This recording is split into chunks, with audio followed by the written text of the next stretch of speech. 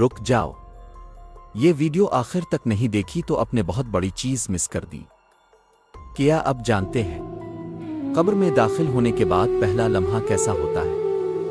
جب انسان کو دفن کیا جاتا ہے، لوگ واپس چلے جاتے ہیں اور وہ اکیلا رہ جاتا ہے۔ اسی خاموشی میں اچانک دو فرشتے آتے ہیں اور وہ ایسے سوال کرتے ہیں جو انسان کی پوری حقیقت کھول دیتے ہیں۔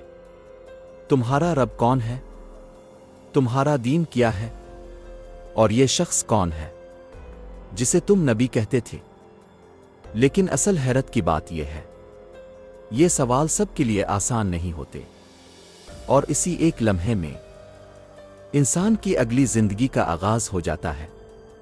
لیکن اصل حقیقت یہیں ختم نہیں ہوتی۔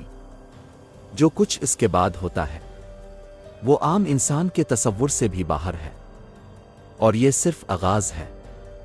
اصل کہانی ابھی باقی ہے۔